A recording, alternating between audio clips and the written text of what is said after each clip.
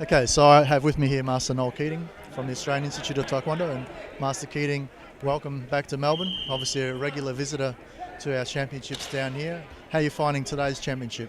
Really enjoying it, Master Noel. Thank you very much. It's always good to bring a team from Adelaide over. The spirit of Taekwondo is always really good here. The standard of competition is always high, and again, we're testing our competitors to get them ready for the World Championship selections in Brisbane. Now, in the national body, your role is the tournament director, and also you're international umpire. What is it about tournaments that you really like? At our rank now, I think I really enjoy the umpiring. I really enjoy being in the middle and giving everyone the best possible umpiring to make the competitors have a fair fight as possible.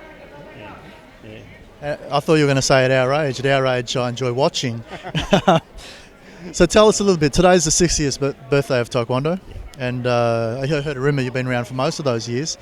But how did you get started in Taekwondo? Where did it all start? Who were your early instructors and influences? I started Taekwondo when I was 14 years old in Mackay in Queensland, under a guy named Stephen Chia, who went on to start with Chia Taekwondo. So I've been going for about 30 to 40 years now. But then I travelled down to Tasmania, where I actually did another style for 2 years. But then I joined the military and trained in Malaysia in the ITF system, where I actually competed first time in a basically it was full contact fight. We had boxing rings, we didn't have mats. Okay. And I was lucky to become second in the Malaysian Nationals for my first competition. But after serving in the military for 10 years, I came back to Adelaide and discharged from the Air Force and started my own schools. Now, you talk about your own schools. Of course, you run the Australian Institute of Taekwondo out of Adelaide. Yep. Also have branches in other parts of the country as well. Now, the school's going very well from what I can see. How do you find running a full-time school, combining obviously your career and your marriage and all of those things as well? And what are the things that really keep you motivated to keep that school thriving as it is? I think going around and trying to lift the standard to everywhere we have. We have a club in Adelaide or one in Ballina, we have one in Melbourne, and wherever we have the schools, to try and make sure that the standard of Taekwondo is the product that I like to see. But I just really enjoy teaching. It's one of my big passions, the same as yours, sir. But just training, doing seminars and doing as much international seminars as we can. And the travel of Taekwondo has also it's opened my eyes to a lot of places around the world. As you know, I was lucky enough to go and teach in Africa for a while. That was really different, but when you come back to Australia. Well, now that you're doing international umpiring at World Championships, prior to that, for many years, you were a national coach.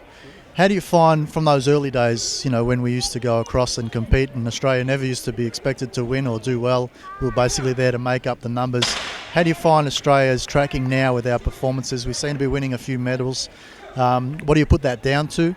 And, where do you think we're heading moving forwards as an organisation? I think probably the biggest part that's made our country much more prosperous as far as the medal tally goes is the travel that people like yourself and I do, and other international instructors. We go overseas, we see the standard of other countries around the world, we watch their techniques, we learn their techniques, we come back to here, we apply those to our students. Yes, once upon a time, and you were in one of the teams that I took to Russia as a competitor. I was only a young fella. You were only young, we both were. But there we won no medals. And I was a coach of the national team for 15 years.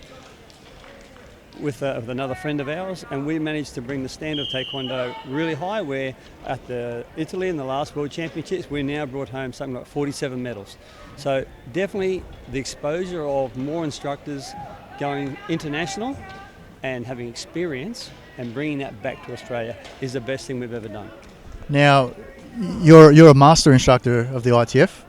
A fellow master instructor of the ITF. What does that mean to you? Like, I know when we start Taekwondo, we dream one day that we'll be black belt, and when you're black belt, you dream that you'll be 4th degree. But to be a 7th degree, there's not many of us around. What does it mean to you? I remember doing my 6th degree, and when me and my counterpart, my other 6th degree partner, who's in the middle ring now, umpiring, Master Cliff, we left Melbourne going, wow, we are now top 3 in Australia. And all of a sudden we found a whole bunch of pressure on us. Sure. It is our responsibility now to bring the standard of Taekwondo higher. And then President Choi promotes Master of the Game, myself, to the ranks of Master Instructors. And I remember something he did say to us after the grading was that it's all very nice to wear a belt as a Master, but if you don't use it, there's no use having it. So I really enjoy now promoting Taekwondo, promoting ITF, travelling as much as you know, to travel and as much as we can expose people to the masters we have in this country. I think the refreshing thing, and one of the keys to why our organisation is so successful, is that quite often you see people get a rank and they sit back on their laurels and think the rank's going to, bring them fame and fortune. But probably the hardest working instructors are the most senior ones, and I think that's a good example to set to the members as well. That the work doesn't slow down; you actually step up and do more. And obviously, you are within our organisation, if not the hardest working person in there, certainly in the top 2. But it's certainly a pleasure to have you back today. I'm going to let you get back and run the tournament before all hell breaks loose. So thank you for your support and all the best.